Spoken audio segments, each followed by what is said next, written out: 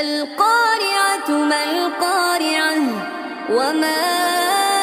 أدراك ما القارعة يوم يكون الناس كالفراش المبثوث وتكون الجبال كالعهن المنفوش فأما من ثقلت موازينه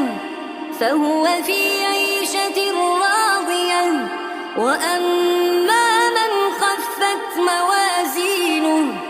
فأمه هاوية وما